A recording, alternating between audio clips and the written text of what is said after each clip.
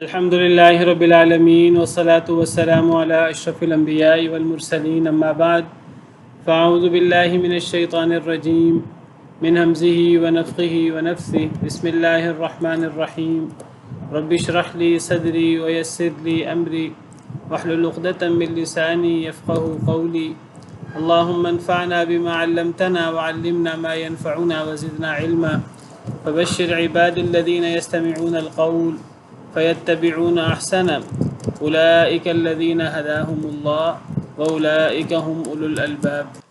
أعوذ بالله من الشيطان الرجيم بسم الله الرحمن الرحيم وأدخل الذين آمنوا وعملوا الصالحات جنات تجري من تحتها الأنهار خالدين فيها بإذن ربهم تحيتهم فيها سلام وأدخل الذين آمنوا وعملوا الصالحات جنات، اور داخل کر دیے جائیں گے وہ لوگ جو ایمان لائے وعملوا الصالحات اور جنہوں نے نیک عمل کیے جنات باغات میں.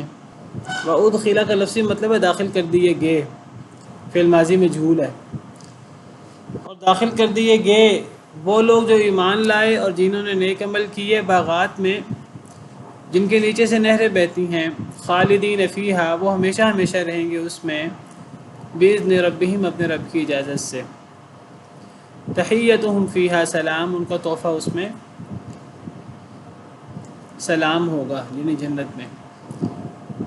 وَأُدْخِلَ الَّذِينَ آمَنُوا اور داخل کر دیے گئے ایمان والے اور نیک عمل کرنے والے. داخل کر دیے گئے یہ ماضی مجہول ہے، لفظی مطلب ہے داخل کر دیے گئے، لیکن ہم اس کا جو ترجمہ ہے ہمیں مستقبل میں کرنا چاہیے. داخل کیے جائیں گے، جیسے میں نے شروع میں کیا تھا، داخل کیے جائیں گے، یہ مستقبل کا معنی ہے. اب ماضی سے مستقبل کا معنی کیسے مراد لیا جائے؟ حالانکہ ادخلا تو فعل ماضی ہے، فعل ماضی مجہول ہے، اس کا ترجمہ ہونا چاہیے داخل کر دیے گئے. تو کیا اب بہت سارے لوگ جنت میں داخل کر دیے گئے ہیں؟ جنت تو قیامت کے دن ہوگی نا، یعنی جنت موجود ہے، آج جنت بھی موجود ہے، جہنم بھی موجود ہے، لیکن جنت میں داخلہ ہو چکا ہے. سیدنا آدم کا تو ایک دفعہ ہوا ہے، اس کی کچھ اور وجوہات ہیں، پھر اللہ نے نکال دیا. کیا باقی لوگوں کا جو جنتی آج سے پہلے فوت ہو چکے ہیں وہ جنت میں داخل کر دیے گئے ہیں، اور جہنمی جو ہے وہ جہنم میں داخل کر دیے گئے ہیں؟ جی کون بتائے گا آن لائن؟ کئی دفعہ اس موضوع پر بات ہوئی ہے، میرا سوال واضح ہے. پھر اب کیا اس کا مفہوم ہے؟ وَأُدْخِلَ کا لفظی مطلب ہے داخل کر دیے گئے، فعل ماضی مجہول ہے. داخل کر دیے گئے ایمان والے نیک عمل کرنے والے باغات میں، جنتوں میں. تو کیا جنتی جنت میں داخل ہو چکے ہیں؟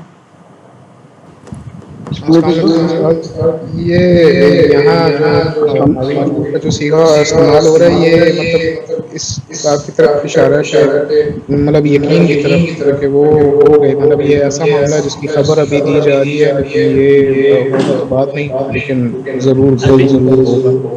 ابھی یہ ہوا نہیں ہے لیکن یہ ہوگا. تو ہمیں کیا ترجمہ کرنا چاہیے؟ ہمیں اس کا ترجمہ یہ کرنا چاہیے کہ داخل کر دیے گئے، یا ترجمہ کرنا چاہیے داخل کر دیے جائیں گے؟ فیوچر کا معنی کرنا چاہیے. نہیں، ہم اس کا معنی جو ماضی میں ہی کریں گے. تو ماضی میں کریں گے تو پھر تو اس کا مطلب ہے کہ وہ داخل ہو گئے ہیں جنت میں. مطلب ہوں گے تو بعد میں ہی داخل، لیکن یہ ماضی کا جو صیغہ ہے یہ بتا رہا ہے کہ اللہ تعالیٰ اس کی بات کا اٹل ہونا بتا رہا ہے کہ وہ مطلب ہو گئے ہیں، ابھی اس کی خبر بس دی جا ہاں، رہی ہے، یعنی آپ جو ہے. بات کہنا چاہ رہے ہیں بات سمجھ آ گئی. تو پھر آپ یہ کہیں، آپ کی تعبیر کیا ہونی چاہیے؟ جو علماء کہتے ہیں، مفسرین کہتے ہیں، وہ کہتے ہیں کہ یہ ہے تو ماضی، آپ معنی اس کا مستقبل میں کریں. آپ اس کا معنی کریں کہ داخل کر دیے جائیں گے وہ لوگ جو ایمان لائے اور جنہوں نے نیک عمل کیے. سوال پیدا ہوا کہ مستقبل کا معنی فیوچر، یہ معنی تو مضارع سے آتا ہے، مضارع میں حال کا معنی ہوتا ہے یا مستقبل کا معنی ہوتا ہے، تو اس کے لیے ادخلا کی بجائے یدخلوا آنا چاہیے. تو اس کا جواب مفسرین یہ دیتے ہیں، وہ کہتے ہیں کہ معنی یہاں مستقبل کا ہوگا، اگرچہ الفاظ یہاں فعل ماضی مجہول کے ہیں، معنی مستقبل کا کریں گے. الفاظ فعل ماضی کے ہیں، تو کیا فعل ماضی کے الفاظ سے مستقبل کا معنی کر سکتے ہیں؟ جی کر سکتے ہیں. یہ عربی زبان کا ایک انداز ہے، عربی زبان کی ایک تعبیر ہے.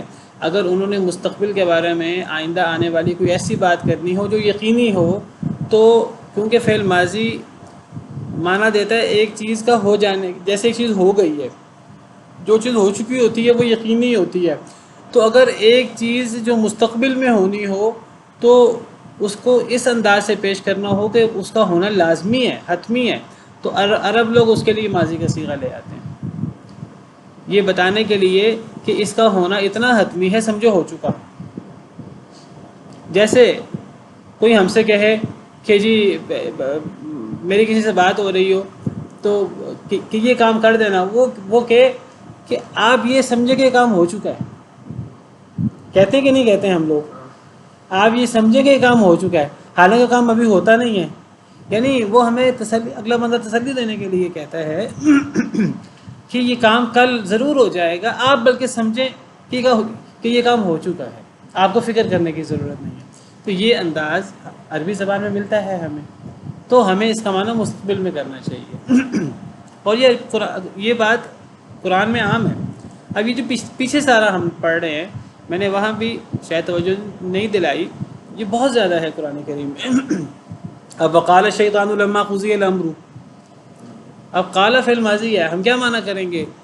ہم یہ نہیں کہیں گے شیطان نے کہا جب فیصلہ کر دیا گیا ہر کام کا، ابھی تو فیصلہ کام کا ہوا ہی نہیں، فیصلہ تو قیامت کا دن ہوگا، جنتی لوگوں کے اللہ کے حساب میں تو ہو چکا ہے، تقدیر کے حوالے سے ہم تقدیر کی بات نہیں کر رہے، ہم تو اس کے عملی طور پر وقوع پذیر ہونے کی بات کر رہے ہیں۔ تو ہم یہاں ترجمہ کریں گے پچھلی آیت میں، اور کہے گا شیطان جب فیصلہ کیا جائے گا کام کا کہ اللہ نے تم سے وعدہ کیا تھا سچا وعدہ، اور میں نے بھی تم سے وعدہ کیا تھا اور میں نے تم سے وعدے کی خلاف ورزی کی، تو ہم وقال شیطانوں کا معنی مستقبل میں کریں گے، یقولوں کے معنی میں کریں گے۔ اسی طرح وہ برزوا للہ جمیعا،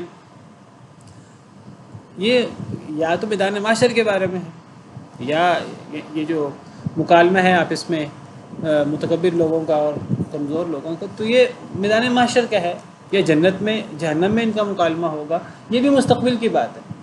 وَبَرَزُوا لِلَّهِ جَمِيعًا، وہ ظاہر ہو جائیں گے سب کے سب اللہ کے لیے، حالانکہ صیغے سارے فعل ماضی کے ہیں۔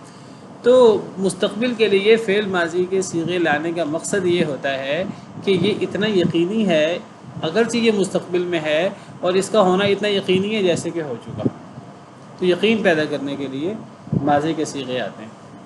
تو یہاں بھی ہم معنی کریں گے داخل کر دیے جائیں گے، مستقبل کا معنی کریں گے جو اصل میں یدخلوا کا معنی ہونا چاہیے، ادخلا کا نہیں، لیکن مستقبل کے لیے، فیوچر کے لیے فعل ماضی اس لیے آیا، ماضی مجہول معنی میں زور اور یقین پیدا کرنا۔ اور داخل کر دیے جائیں گے وہ لوگ جو ایمان لائے اور جنہوں نے نیک عمل کیے باغات میں۔ اب باغات میں کون داخل ہوں گے؟ ایمان والے اور نیک عمل کرنے والے۔ تو اس سے پتہ لگتا ہے کہ ایمان کس کو کہتے ہیں؟ ایمان اصل میں ایمان قول اور عمل دونوں کو کہتے ہیں۔ ایمان صرف قول کا نام نہیں ہے، صرف ہم زبان سے کہہ دیں آمنت باللہ تو یہ کافی نہیں ہے۔ آپ قرآن کریم میں جہاں بھی عام طور پہ ایمان پڑھتے ہیں تو ایمان کے ساتھ عمل صالح کا ذکر آتا ہے، اگرچہ عمل صالح ایمان کے مسمى میں شامل ہے، ایمان میں شامل ہے عمل صالح، اگر یہ عمل صالح کا لفظ استعمال نہ ہو وہ انڈرسٹوڈ ہے، لیکن اللہ تعالیٰ ہر جگہ ایمان کے ساتھ عمل صالح کو اس لیے ذکر کرتے ہیں، یہ بتانے کے لیے کہ یہ نہ سمجھنا کہ ایمان صرف زبان سے آپ کہہ دو کہ آمنا تو بس یہ ایمان ہو جائے گا، ایمان کے لیے اس کے عملی ثبوت پیش کرنا ضروری ہے۔ تو ایمان میں 3 چیزیں ہوتی ہیں، ایک قول باللسان، تصدیق بالجنان وعمل بالارکان، ایک دل سے تصدیق، زبان سے اقرار، اور اعضاء کے ذریعے اس کا عملی ثبوت، نماز، روزہ، زکوٰۃ، حج اور دیگر دین کے احکامات پر عمل۔ تو دل کی تصدیق بھی ضروری ہے۔ کچھ لوگ کہتے ہیں صرف دل کی تصدیق، جہمیہ وغیرہ کا موقف ہے، صرف دل کی تصدیق کافی ہے، زبان سے اقرار نہ بھی ہو، عمل نہ بھی ہو۔ اگر صرف دل کی تصدیق کافی ہے تو پھر شیطان بھی مومن ہے، جنت اور جہنم کا دل سے تو اس کو بھی پتہ ہے۔ اور قرآن کریم کہتا ہے اکثر یہ جو بڑے بڑے سرکش ہیں تو یہ لوگ دل سے ایمان لا چکے تھے اپنے نبیوں پر۔ فرعون کے بارے میں آتا ہے وَجَحَدُوا بِهَا وَاسْتَيْقَنَتْهَا أَنفُسُهُمْ، کہ انہوں نے فرعون اور آل فرعون نے انکار کیا حالانکہ ان کے دل یقین کر چکے تھے۔ تو دل کے یقین کو صرف ایمان نہیں کہتے. اسی طرح صرف زبان کے اقرار کو بھی ایمان نہیں کہتے. منافق زبان سے اقرار کرتے ہیں، دل میں ایمان نہیں ہوتا، اعمال کے ذریعے تصدیق نہیں ہوتی. تو تینوں چیزیں بیک وقت ضروری ہیں. دل کی تصدیق یہ دل کا عمل ہے، زبان کا اقرار بھی اور باقی اعضاء کا عمل بھی. تو مختصر طور پہ سلف صالحین کیا دیتے تھے، الایمان قول و عمل. امام بخاری نے صحیح بخاری کے اندر جو بدء الوحی کے بعد کتاب الایمان شروع کیا ہے، وہ شروع میں وہ کہتے ہیں کہ ایمان قول اور عمل دونوں کا نام ہے. میں نے جتنے اساتذہ سے پڑھا ہے، 1000 کے قریب اساتذہ سے فلاں شہروں کے، تو میرے تمام اساتذہ کا یہ موقف تھا. میں ایسے لوگوں کے علاوہ کسی کو استاد بناتا ہی نہیں تھا جس کا یہ موقف نہ ہو کہ ایمان قول اور عمل کا نام ہے، اور ایمان جو ہے یہ نیکی کرنے سے بڑھتا ہے اور گناہ کرنے سے کم ہوتا ہے. تو یہ بنیادی چیز ہے ایمان میں. ایمان قول عمل دونوں کا نام ہے. دل کی تصدیق بھی شامل ہے، زبان کا اقرار بھی شامل ہے، اور عمل بالارکان بھی شامل ہے. اس لیے ایمان کے ساتھ جگہ جگہ عامل الصالحات آتا ہے، اور یہ جو آمنو کے ساتھ وعامل الصالحات آتا ہے، یہ واو تفسیری ہے. اس پر کئی دفعہ پہلے تفصیل سے بات ہو چکی ہے. اصل میں عام طور پہ جو عطف ہوتا ہے نا، بعض لوگوں نے اسے استدلال کیا یہ دو الگ چیزیں ہیں، ایمان اور عمل صالح. اس کی دلیل کیا پیش کی کہ ایمان آمنو اور عامل الصالحات کے درمیان واو ہے. اس کا کیا جواب میں نے دیا تھا، میں نے تفصیل سے وضاحت کی تھی آپ کے سامنے، اگر آپ میں سے کسی کو یاد ہو تو. جی میں نے کہا تھا کہ واو ہر جگہ، جو واو عاطفہ ہوتا ہے وہ ہر جگہ تغییر کا معنی نہیں دیتا. ٹھیک ہے کہ واو عاطفہ، واو جو ہے وہ بہت اکثر جگہوں پر تغییر کا معنی دیتا ہے. جاء موسیٰ و عیسیٰ، موسیٰ اور عیسیٰ آئے، موسیٰ الگ ہے اور عیسیٰ الگ ہے، تو یہ تغییر کا معنی دیتا ہے. لیکن ہر جگہ یہ تغییر کا معنی نہیں دیتا، بعض جگہوں پر یہ تفسیر کا معنی بھی دیتا ہے. تو یہاں یہ واو تفسیری ہے، آمنوا وعملوا الصالحات. اس سے پتہ لگتا ہے کہ ایمان اور عمل صالح یہ اصل میں ایک دوسرے کی تفسیر ہے، یہ ایک ہی چیز ہے. جب ایک ہی چیز ہے تو سوال پیدا ہوتا ہے پھر اللہ نے جگہ جگہ آمنو کے ساتھ عمل صالحات اللہ کیوں لائے؟ تاکہ عمل کی اہمیت واضح ہو، تاکہ عمل کی اہمیت واضح ہو. وعلیکم السلام. تو ورنہ عمل الصالحات یہ ایمان کے اندر شامل ہے، یہ بہت تفسیری ہے. اس کی مشہور مثال امام شافعی اور ایسے شخص کا واقعہ کہ جو شخص اعمال کو ایمان کا حصہ نہیں گردانتا تھا، تو امام شافعی نے اس کے سامنے یہی قرآن میں جگہ جگہ ان الذین آمنوا وعملوا الصالحات پیش کیا کہ دیکھو اللہ تعالیٰ جگہ جگہ ایمان کے ساتھ عمل صالح لاتے ہیں. وہ کہنے لگا کہ ان الذین آمنوا وعملوا الصالحات ہی تو میری بات کی دلیل ہے کہ ایمان الگ چیز ہے، عمل صالح الگ چیز ہے، کیونکہ درمیان میں واو آ گیا. واو تغییر کا معنی دیتا ہے. امام شافعی نے کہا ہر جگہ تغییر کا معنی نہیں دیتا، یہاں یہ تفسیری معنی میں. وہ کہنے لگا نہیں تغییر کا معنی دیتا ہے. تو پھر امام شافعی نے کہا اگر ہر جگہ واو تغییر کا معنی دیتا ہے تو پھر رب المشرقین و رب المغربین کا معنی تم میرے سامنے کرو. سورہ رحمان میں رب المشرقین و رب المغربین. اگر تم کہو کہ واو ہر جگہ تغییر کے لیے ہوتا ہے تو پھر رب المشرقین دو مشرقوں کا رب، اور رب المغربین اور دو مغربوں کا رب، تو اس سے دو الگ رب مراد ہے کہ ایک رب مراد ہے؟ خاموش ہو گیا، کوئی جواب نہیں تھا اس کے پاس، کیونکہ یہاں واو تفسیر کا معنی دے گا، یہاں کبھی بھی تغییر کا معنی نہیں دے گا. اگر آپ یہاں تغییر مراد لیں توحید کا پہلو ختم ہو جاتا ہے. پھر دو رب ثابت ہوتے ہیں، ایک مشرقوں کا رب الگ ہے اور مغربوں کا رب الگ ہے. حالانکہ وہ تو اللہ رب العالمین اکیلا ہی ہے جو مشرقوں کا بھی رب ہے اور مغربوں کا بھی رب ہے. تو یہ واو تفسیری درمیان میں آ جاتا ہے دو جگہ. تو بہرحال پتہ لگا کہ ایمان صرف زبان کے اقرار کا نام نہیں ہے. منہ سے ہم کہہ دیں آمنا کافی نہیں ہے، عمل سے اس کا ثبوت دینا ہوگا، اور عمل سے ہی ایمان میں کمی بیشی ہوتی ہے. تو جنت میں جانے کے لیے ایمان کے ساتھ عمل صالح ضروری ہیں. اچھا جی، داخل کر دیے جائیں گے وہ لوگ جو ایمان لائے اور جنہوں نے نیک عمل کیے جنات میں، باغات میں، ایسے باغات میں جن کے نیچے سے نہریں بہتی ہیں. خالدین فیہا، وہ اس میں ہمیشہ ہمیشہ رہیں گے، بِإِذْنِ رَبِّهِمْ، اپنے رب کی اجازت سے، بِإِذْنِ رَبِّهِمْ، اپنے رب کی اجازت سے کیا ثابت ہوا؟ وعلیکم السلام ورحمۃ اللہ وبرکاتہ۔ اس سے کیا ثابت ہوا؟ اس سے ثابت ہوا کہ انسان ہرگز ہرگز یہ نہ سمجھے کہ میرے جنت میں جانے کا سبب میرے صرف اعمال بنے ہیں، اور انسان تکبر میں مبتلا ہو جائے، اور یہ تکبر نیکی کا اور اعمال کا، اور یہ سب سے بڑا تکبر ہے۔ انسان جنت میں جائے گا اللہ کی توفیق سے، اللہ کی رحمت سے، اللہ کی اجازت سے۔ اللہ کی اجازت نہ ہو، انسان پوری زندگی عمل کرتا رہے تو وہ جنت میں نہیں جا سکتا۔ تو جنت میں جانے کے لیے اللہ کی رحمت ضروری ہے، بلکہ انسان کو نیک عمل کرنے کے لیے اللہ کی توفیق، اللہ کا اذن ضروری ہے، ورنہ انسان نیک عمل ہی نہیں کر سکتا اللہ کی مرضی کے بغیر۔ انسان ایمان ہی نہیں لا سکتا اللہ کی مرضی کے بغیر۔ فَمَن يُرِدِ اللَّهُ أَن يَهْدِيَهُ يَشْرَحْ صَدْرَهُ لِلْإِسْلَامِ، اللہ جسے ہدایت دینا چاہے اللہ اس کے سینے کو اسلام کے لیے کھول دیتے ہیں۔ وَمَن يُرِدْ أَن يُضِلَّهُ يَجْعَلْ صَدْرَهُ ضَيِّقًا حَرَجًا كَأَنَّمَا يَصَّعَّدُ فِي السَّمَاءِ، اور جسے اللہ گمراہ کرنا چاہے اللہ اس کے سینے کو تنگ کر دیتے ہیں جیسے کہ وہ آسمان پہ چڑھ رہا ہو۔ تو اللہ کی توفیق ضروری ہے۔ اسی لیے نبی صلی اللہ علیہ وسلم نے ایک موقع پر ارشاد فرمایا کہ اے لوگوں، تم میں سے ہر شخص، کوئی شخص اپنے عمل سے جنت میں نہیں جائے گا، ہر شخص اللہ کی رحمت سے جنت میں جائے گا۔ تو صحابہ کرام عرض کرنے لگے، اے اللہ کے رسول، چلیں ہم تو عام امتی لوگ ہیں، کیا آپ کے اعمال بھی اس قابل نہیں ہیں کہ آپ کے اعمال بھی آپ کو جنت میں لے جائیں اللہ کی رحمت کے بغیر؟ آپ نے فرمایا ہرگز نہیں، الا ان یتغمدنی اللہ برحمتی، او کما قال، آپ نے فرمایا مگر اللہ مجھے، جب تک اللہ کی رحمت مجھے نہیں ڈھانپے گی تب تک میں بھی جنت میں نہیں جا سکتا اپنے عمل سے۔ تو بِإِذْنِ رَبِّهِمْ، اللہ کے حکم سے، اللہ کی اجازت سے، اللہ کی توفیق ہوگی سراسر۔ اور اللہ کی توفیق اور اللہ کی اجازت کب ہوگی؟ اس کی وجہ ہمارے اعمال بنیں گے۔ یہ بات بھی، یہ نقطہ بھی ذہن میں رکھیے، یعنی اعمال کو بالکل ہی آپ الگ کر کے رکھ دیں، اعمال کی ضرورت ہی نہیں ہے، ہم ہر اللہ کی نافرمانی کریں، وہاں سے اللہ سے امیدیں لگائی ہوں کہ جنت اللہ نے ہمارے لیے لکھی ہوئی ہے، یہ خواہشات ہیں۔ تو اللہ کی رحمت جوش میں آئے گی تو اللہ جنت میں بھیجیں گے انشاءاللہ، اور اللہ کی رحمت جوش میں آئے گی ہمارے اعمال کو دیکھ کر۔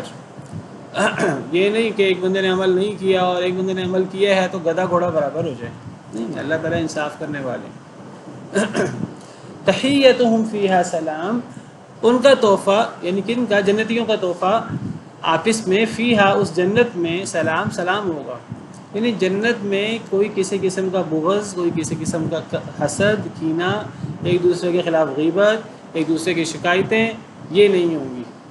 جنت میں دل بالکل صاف ہوں گے ہر ایک دوسرے کے بارے میں، اور ظاہراً بھی وہ ایک دوسرے کو سلام کہیں گے، اور باطناً بھی وہ بالکل پاک صاف ہوں گے، کیونکہ اللہ تعالیٰ فرماتے ہیں کہ اللہ تعالیٰ وَنَزَعْنَا مَا فِي صُدُورِهِم مِّن غِلٍّ إِخْوَانًا عَلَىٰ سُرُرٍ مُتَقَابِلِينَ، ہم جنت میں داخل کرنے سے پہلے ہم ان کے دلوں میں کسی قسم کا کوئی غل، کوئی بغض، کوئی کینہ، کوئی مخالفت ہوگی تو ہم جنتیوں کے دلوں سے وہ چیزیں نکال دیں گے، اور انہیں بالکل بھائی بھائی بنا کر، سینے صاف کر کے ہم جنت میں بھیجیں گے۔ دنیا میں آپس میں اختلافات بھی ہو جاتے ہیں، جھگڑے بھی ہو جاتے ہیں، عدالت بھی اور دشمنیاں بھی ہو جاتی ہیں، اللہ معاف کرے، مسلمانوں کے اندر۔ تو جب اللہ جنت میں بھیجیں گے تو اللہ سینے صاف کر کے، تو ظاہراً بھی سلام سلام ہر طرف سے، اور سینے بھی صاف ہوں گے، اور یہ سلام جو ہے، تحفہ جو ہے، یہ جنتیوں کا آپس میں بھی ہوگا، فرشتے بھی داخل ہو کر سلام کہیں گے، رب العالمین کی طرف سے بھی سلام کی ندا آئے گی، یہ بہت بڑا اعزاز ہوگا اہل جنت کا۔ تو اللہ فرماتے ہیں لا يسمعون فيها لغوا ولا تأثيما الا قيلا سلاما سلاما، کہ جنتی جنت میں نہ کوئی لغو بات سنیں گے، نہ کوئی گناہ کی بات سنیں گے، ہاں ہر طرف سے سلام کی صدائیں آ رہی ہوں گی۔ دعواہم فیہا سبحانک اللہم وتحیتہم فیہا سلام، ایک اور آیت میں فرماتے ہیں اللہ تعالیٰ جنت میں ان کی اکثر پکار سبحانک اللہم، یعنی اللہ کی تسبیح ہوگی، وتحیتہم فیہا سلام، اور جنت میں ان کا تحفہ سلام کا ہوگا۔ اچھا جی، یہاں جنت کی بات شروع کر دی اور جنت کی بات شروع کر کے ختم بھی کر دی۔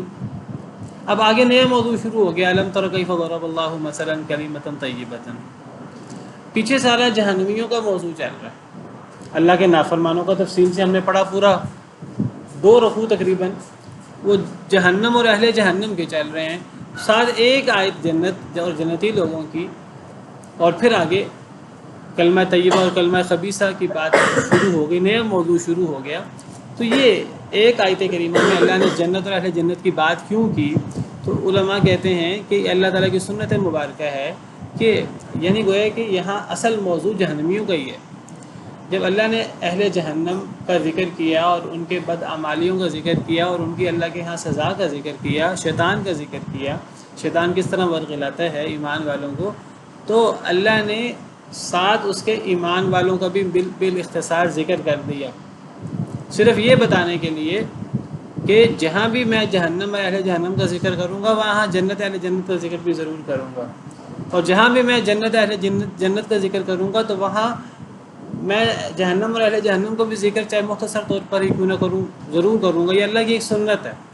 اللہ تعالیٰ اگر کسی جگہ صرف جنتیوں کا ذکر چل رہا ہو تو جہنمیوں کا ذکر بھی چاہے وہ ایک آیت میں کیوں نہ کرے، اور اگر اہل جہنم کا ذکر چل رہا ہے تو اہل جنت کا ذکر بھی ہوگا چاہے وہ ایک آیت میں اشارتاً ہی کیوں نہ ہو۔ اس سے مقصود کیا ہوتا ہے؟ اس سے مقصود دونوں پہلو بیلنس ہو جائیں، یعنی صرف خوف کا پہلو غالب نہ آ جائے، صرف خوف نہ ہو، اللہ کی رحمت کی امید بھی ہو، ورنہ پیچھے جہنم اور اہل جہنم کے عذاب پڑے تو کتنا ہولناک منظر تھا۔ یتجرعہ ولا یکاد یسیغ، کہ وہ جو پیپ ہے اور وہ جو زخموں کا لہو ہے تو وہ جہنمی ان کو پینا پڑے گا، اور وہ گھونٹ گھونٹ کر پئیں گے اور وہ اس کو نگل بھی نہیں سکیں گے، اور اس کو ہر طرف سے موت آ رہی ہوگی اور وہ مرے گا بھی نہیں، اور اس کے علاوہ اور بھی سخت قسم کے عذاب ہوں گے، اور یہ تفصیلات ہم نے پڑھی تو اللہ کا غیظ و غضب سامنے آیا۔ تو اللہ تعالیٰ بتاتے ہیں کہ میں صرف غصہ کرنے والا نہیں ہوں بلکہ میری رحمت بھی، اللہ کی رحمت تو اللہ کے غضب پر حاوی ہے۔ کوئی اللہ کی رحمت کا امیدوار تو ہو، ہاں کوئی شرک کر کے آ جائے، قتل و غارت کر کے آ جائے، ہر قسم کا گناہ کر کے آ جائے تو اللہ سے اللہ کی رحمت کا امیدوار ہو، اللہ سے توبہ کرے، اللہ سارے گناہ معاف کر دیں گے، توبہ تو کرے۔ ہاں توبہ کیے بغیر شرک ناقابل معافی جرم ہے۔ اس سے یہ بتایا کہ خوف کے ساتھ امید یہ ایمان کا حصہ ہے۔ الم تر کیف ضرب اللہ مثلا کلمۃ طیبۃ کشجرۃ طیبۃ اصلها ثابت وفرعها فی السماء، کیا نہیں آپ نے دیکھا اے اللہ کے رسول صلی اللہ علیہ وسلم، کیف ضرب اللہ، کیسے بیان کی اللہ نے، مثلا مثال، ضرب کا مطلب ہم یہاں کریں گے بیان کی، ضرب کا لفظی مطلب مارنا ہوتا ہے، لیکن اگر یہ مثال کے ساتھ آ جائے تو اس کا مطلب بیان کرنا ہوتا ہے، مثال بیان کی، اور اگر یہ زمین کے ساتھ آ جائے تو کیا مطلب ہوتا ہے؟ ضرب کا مطلب سفر کرنا، چلنا۔ وَإِذَا ضَرَبْتُمْ فِي الْأَرْضِ، جب تم زمین میں سفر کرو، تو یہاں ضرب بیان کرنے کے معنی میں، کیا نہیں آپ نے دیکھا اے اللہ کے رسول صلی اللہ علیہ وسلم کیسے اللہ نے مثال بیان کی، کس کی مثال؟ کلمۃ طیبۃ، پاکیزہ کلمے کی، کشجرۃ طیبۃ، پاکیزہ درخت کے ساتھ، اصلها ثابت، جس کی بنیاد ثابت ہے، وفرعها فی السماء، اور جس کی شاخیں آسمانوں میں ہیں، تؤتی اکلها کل حین باذن ربها، وہ دیتا ہے اپنا پھل، وہ پاکیزہ درخت، کل حین، ہر وقت، باذن ربها، اپنے رب کی اجازت سے، اپنے رب کے حکم سے، ویضرب اللہ الامثال للناس، اور بیان کرتے ہیں اللہ مثالیں، یہاں بھی یضرب بیان کرنے کے معنی ہوگا کیونکہ آگے امثال ہے، اور بیان کرتے ہیں اللہ مثالیں للناس، لوگوں کے لیے، لعلہم یتذکرون، تاکہ وہ تذکر کریں، نصیحت پکڑیں۔ تو ان دو آیات کریمہ میں اللہ تعالیٰ نے پاکیزہ کلمے کی مثال پیش کی، فرمایا پاکیزہ کلمے کی مثال پاکیزہ درخت کی طرح ہے۔ پاکیزہ کلمے سے مراد مفسرین کہتے ہیں اسلام مراد ہے، یا اسلام میں داخل ہونے کا کلمہ، کلمہ طیبہ لا الہ الا اللہ محمد رسول اللہ مراد ہے، یعنی ایک ایسا کلمہ ہے جو انسان منہ سے ادا کرتا ہے، وہ اتنا پاکیزہ کلمہ ہے اور اتنا وہ عظیم کلمہ ہے، وہ ایک ہی کلمہ جب انسان ادا کرتا ہے تو ہر طرف انسان کی خیر و برکت چھا جاتی ہے، اور وہ کلمہ سدا بہار ایسا ہے کہ وہ پاکیزہ درخت کی طرح ہے، اللہ نے مثال دی ہے ایسا درخت جس کی بنیادیں تو جڑیں تو اس کی بڑی مضبوط ہوں، لیکن اس کی شاخیں وہ آسمانوں میں ہوں، اس کی شاخیں ہر طرف پھیلی، اور وہ ایسا درخت ہے، اس سے مراد کھجور کا درخت ہے۔ صحیح حدیث مبارکہ میں کشجرۃ طیبہ سے نبی صلی اللہ علیہ وسلم نے کھجور کا درخت مراد لیا۔ آپ نے بلکہ صحابہ کرام سے پوچھا، صحیح حدیث میں آتا ہے کہ اے صحابہ تم بتاؤ کہ یہ پاکیزہ درخت سے کیا مراد ہے، کہ جس کی بنیادیں بڑی مضبوط ہوتی ہیں، اس کی شاخیں بڑی بلند ہوتی ہیں، بڑا اونچا درخت ہوتا ہے، اور پھر وہ سدا بہار ہوتا ہے، تؤتی اکلھا کل حین باذن ربھا، وہ ہر وقت اپنا پھل دیتا ہے۔ تو کھجور کا درخت یہ سردیوں میں بھی گرمیوں میں بھی پھل دیتا ہے، اور یہ اس کی اونچی شاخیں ہوتی ہیں۔ تو نبی صلی اللہ علیہ وسلم نے صحابہ کرام سے پوچھا یہ کون سا پاکیزہ درخت ہے؟ وہ صحابہ کرام زیادہ گہرائی میں چلے گئے، حالانکہ سادہ سی بات کھجور کے درخت کی مثال تھی۔ انہوں نے بعض دفعہ سوال ہوتا ہے، بہت قریب کی چیز ہوتی ہے، انسان سمجھتا ہے کہ یہ اتنی قریب کی چیز نہیں سوال کر رہے، یہ کوئی زیادہ گہرا سوال کر رہے ہیں، حالانکہ سوال بڑا عام ہوتا ہے۔ تو صحابہ کرام وہ دور دور کے درخت سوچنے لگے۔ تو میں ذکر کر رہا تھا کہ صحابہ کرام دور دور کے گہری سوچ میں لگ گئے، ان کو اب سمجھ ہی نہ آیا کہ کون سا درخت مراد ہے۔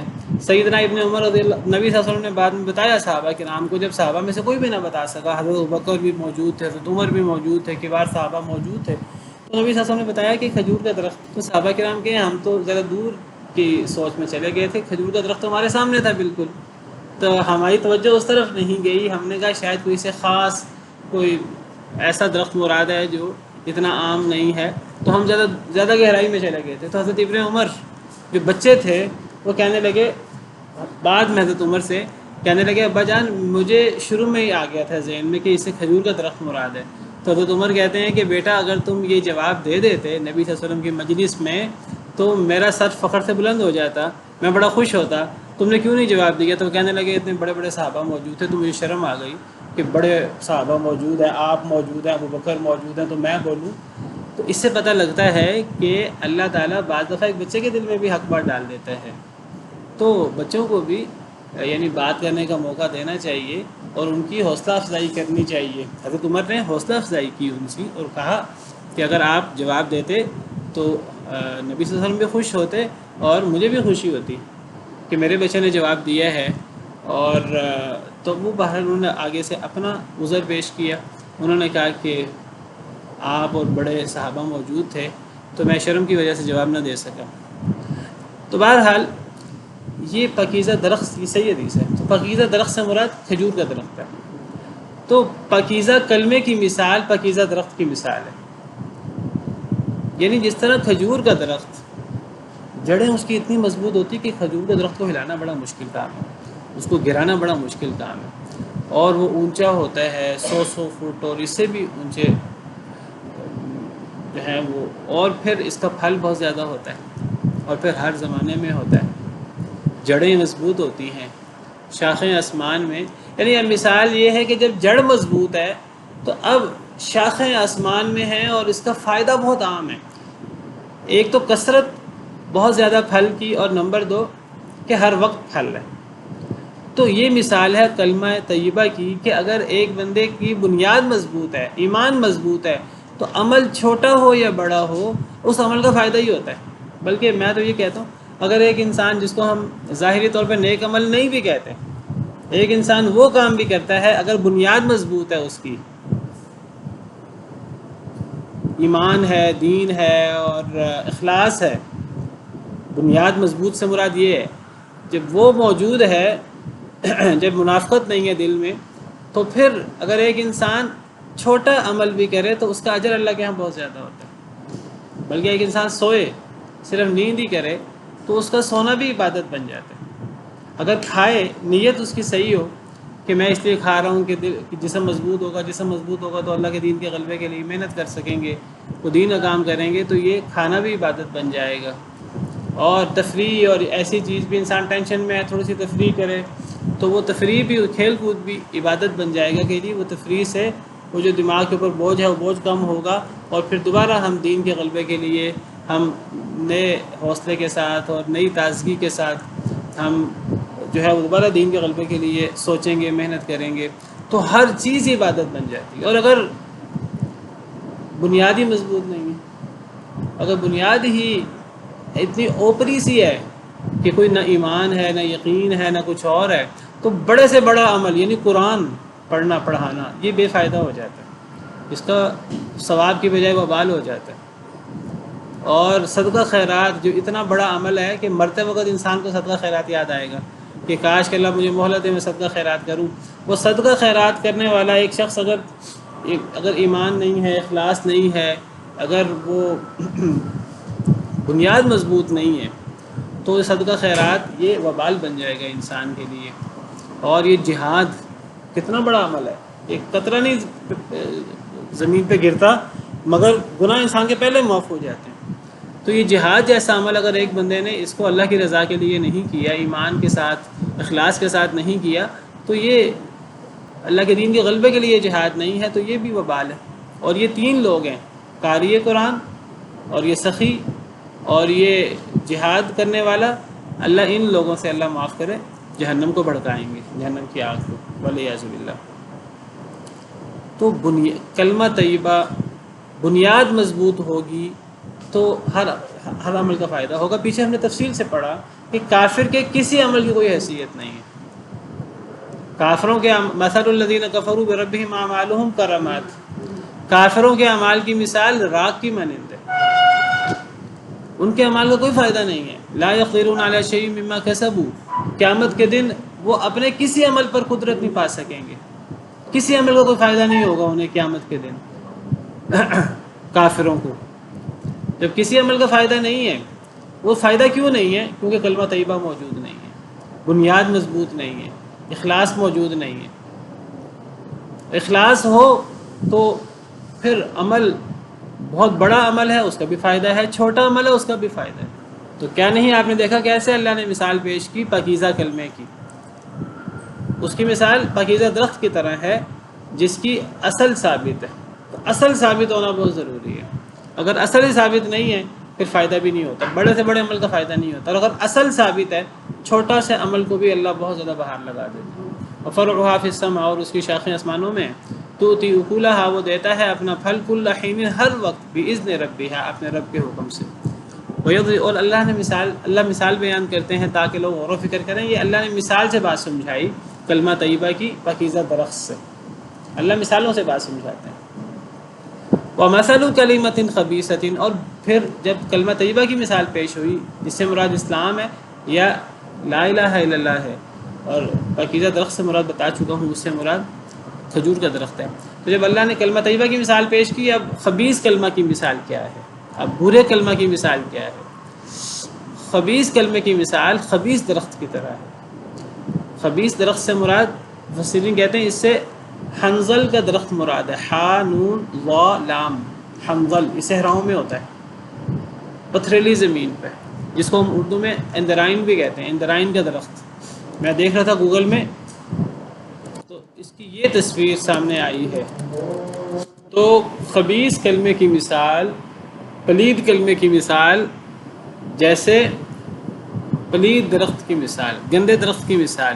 اجتثت من فوق الارض، جو اکھاڑ لیا گیا ہو زمین کے اوپر سے ہی، یعنی اس کو کھینچو اس کی کوئی بنیاد ہی نہیں ہوتی، جڑیں ہی نہیں ہوتی اس کی، وہ آپ پکڑیں اور کھینچیں ساتھ ہی ہاتھ میں آ جاتا ہے، کوئی قرار ہی نہیں ہے اس کو.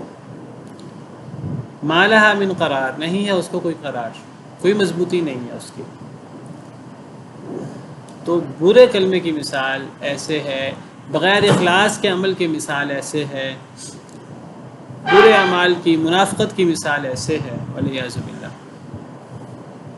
بڑے سے بڑا عمل کر لو ضائع، بڑے سے بڑا عمل کر لو. عبداللہ بن جدعان، صحیح مسلم کی حدیث ہے، یتیموں کی دیکھ بھال کرتا تھا، کھانے کھلاتا تھا. اس کے دسترخوان سے ہر کوئی آ کے کھانا کھا رہا ہے، ہر ایک سے حسن سلوک کر رہا ہے، ہر ایک کا ہاتھ بٹا رہا ہے، ہر ایک کی مدد کر رہا ہے. حضرت عائشہ نے پوچھا اے اللہ کے رسول، یہ نبی صلی اللہ علیہ وسلم سے پہلے فوت ہو گیا، آپ کے نبوت کے دعوت سے پہلے ہی. حضرت عائشہ نے پوچھا کہ کیا عبداللہ بن جدعان جو اتنا نیک شخص تھا تو کیا اس کو اس کی نیکی کو فائدہ دے گی؟ نبی صلی اللہ علیہ وسلم نے فرمایا نہیں، کوئی فائدہ نہیں دے گی، جہنم میں جائے گا.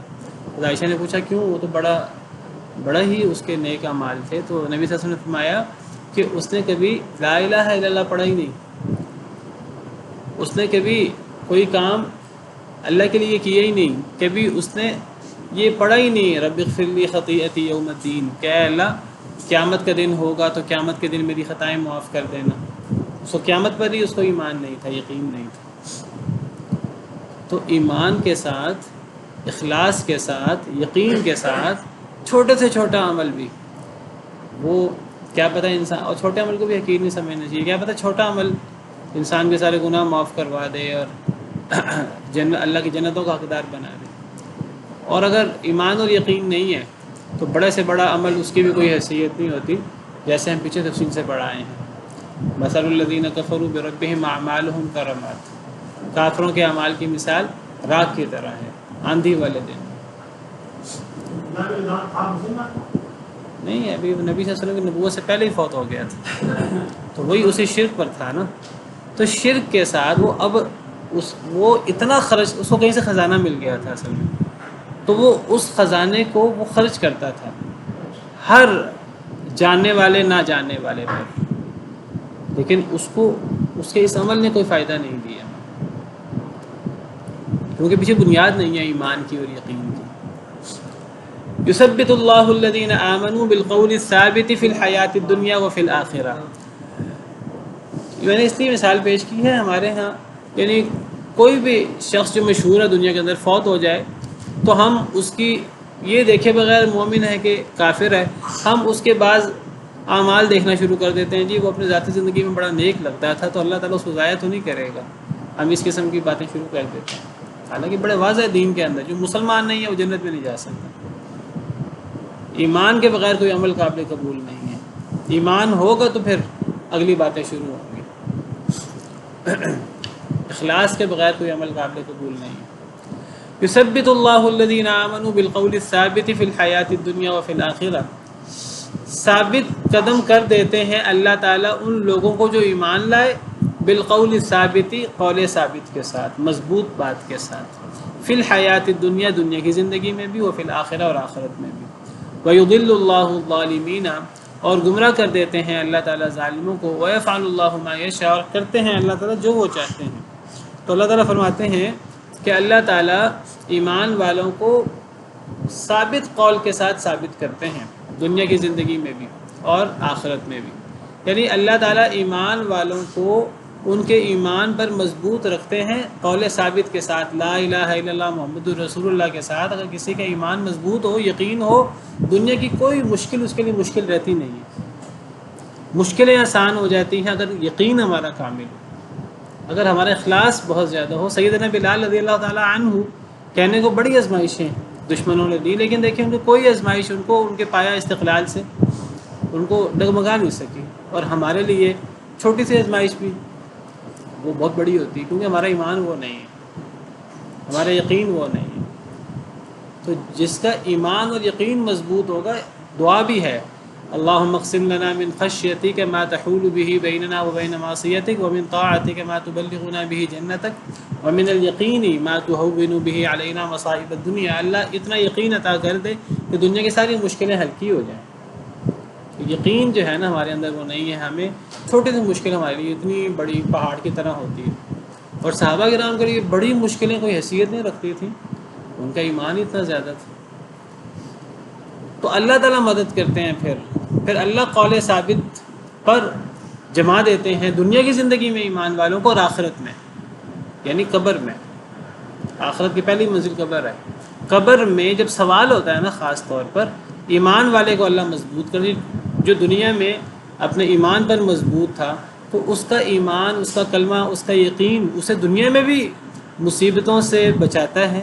بڑی سے بڑی مشکلات آئیں ہلکی ہو جاتی ہیں ایمان کی وجہ سے، یقین کی وجہ سے. اور قبر کے اندر وہ جو سوال ہوں گے، جو مشکل ترین مرحلہ ہوگا، تو اس میں اللہ تعالیٰ ثابت قدم رکھیں گے، اور اللہ تعالیٰ سوالوں کے جواب وہ انسان کے منہ سے ادا ہوں گے اللہ کے حکم سے، کہ تیرا دین کیا ہے، تو کہے گا اسلام. تیرا رب کون ہے؟ اللہ. تیرا نبی کون تھا؟ تو یہ چیزیں رٹنے سے یاد نہیں ہونی، یہ چیزیں تو پوری عملی زندگی کا عمل پورا، تو یہ جواب آئیں گے. ورنہ منافق دنیا میں جتنا مرضی رٹا مار لے، وہ قبر میں جواب نہیں دے سکے گا، کسی سوال کا جواب نہیں دے سکے گا۔ کہے گا لوگ کہا کرتے تھے، مجھے اب یاد نہیں ہے لوگ کیا کہا کرتے۔ تو یہ قبر کے اندر ثابت قدمی اور سوالوں کا جواب یہ دنیا کے اندر ایمان اور یقین کے ساتھ آتا ہے۔ دنیا کا ایمان اور یقین دنیا میں بھی فائدہ دیتا ہے۔ اللہ تعالیٰ ایمان والوں کو قول ثابت کے ساتھ دنیا میں بھی ثابت قدم رکھتے ہیں اور آخرت میں بھی، قبر میں بھی۔ اور یہ دعا بھی ہے، اگر کوئی بندہ فوت ہو جائے تو یہ دعا پڑھنی چاہیے، اللہم ثبتہ بالقول الثابت فی الحیات الدنیا وفی الآخرہ۔ یہ دعا کرنی چاہیے بہت زیادہ، نبی صلی اللہ علیہ وسلم نے یہ دعا سکھائی۔ تو یہ کون ثابت رکھتا ہے؟ اللہ۔ اور جو دنیا میں ثابت قدم نہیں ہے، وَيُضِلُّ اللَّهُ الظَّالِمِينَ، ظالموں کو اللہ ہی گمراہ کر دیتے ہیں، دنیا میں بھی اللہ گمراہ کر دیتے ہیں اور قبر میں بھی سوال بلا دیتے ہیں اللہ جواب۔ وَيَفْعَلُ اللَّهُ مَا يَشَاءُ، اللہ وہ کرتا ہے جو اللہ چاہے، اللہ سے کون پوچھ سکتا ہے؟ سبحان ربک رب العزت عما یصفون وسلام علی المرسلین والحمد للہ رب العالمین۔